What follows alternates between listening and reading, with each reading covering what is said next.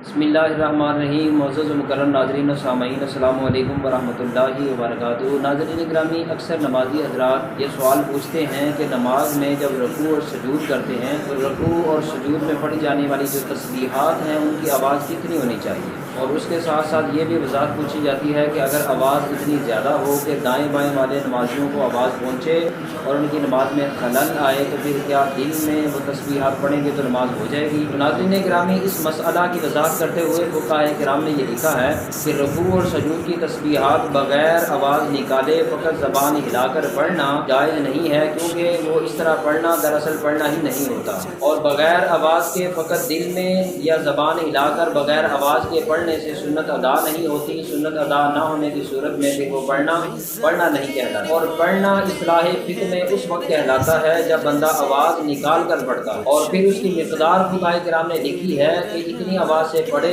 کہ نمازی خود اپنی آواز سن سکے، تو لہٰذا رکوع اور سجود کی تسبیحات کو کم از کم اتنی آواز میں پڑھنا، اگر شور و غل نہ ہو، اونچا سننے کا عارضہ نہ ہو، ایسی صورت میں بندہ خود اپنی آواز سن سکے، اور اگر شور و غل ہو دائیں بائیں، ایسی صورت میں پھر دیکھا جائے گا کہ اگر شور و غل نہ ہوتا یا اس کو اونچا سننے کا عارضہ نہ ہوتا تو کیا پھر وہ اپنی آواز خود سن سکتا ہے یا نہیں۔ اگر وہ اتنی آواز سے پڑھ رہا ہے، شور و غل اور اونچا سننے کا جو عارضہ ہے اگر وہ نہ ہوتا تو ایسی صورت میں وہ اپنی آواز خود سن سکتا ہے، تب جا کر وہ سنت ادا ہوتی ہے اور پھر پڑھنا کہلاتا۔ ایسی صورت میں اگر برابر والے نمازی کو ہلکی سی آواز جائے تو اس میں حرج نہیں ہے، اور بعض لوگ ایسے ہوتے ہیں کہ جن کی آواز قدرتی طور پر اونچی ہوتی ہے، وہ لاؤڈلی بولتے ہیں، وہ اپنے گمان میں تو ایسا پڑھ رہے ہوتے ہیں لیکن ان کا اپنے گمان میں ایسا پڑھنا بھی دائیں بائیں والے نمازیوں کی نماز میں خلل ڈال رہا ہوتا ہے، وہ ڈسٹرب ہو رہے ہوتے ہیں، تو لہٰذا ایسے نمازی کو چاہیے کہ وہ کم سے کم آواز رکھے، لیکن کم از کم اپنی آواز ضرور سنے، اس سے زیادہ نہ رکھے تاکہ دائیں بائیں والے نمازیوں کے نماز میں خلل پیدا ہو۔ چنانچہ اسی مسئلہ کی وضاحت کرتے ہوئے امام اہل سنت اشاعرہ امام احمد رضا خان فاضل بریلوی علیہ رحمہ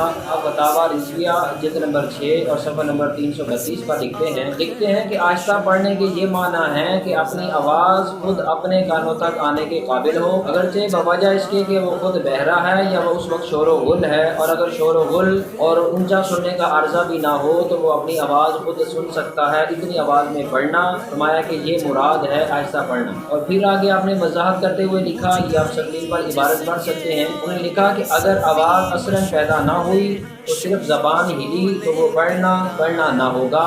اور فرض و واجب و سنت و مستحب جو کچھ تھا وہ ادا نہ ہوگا۔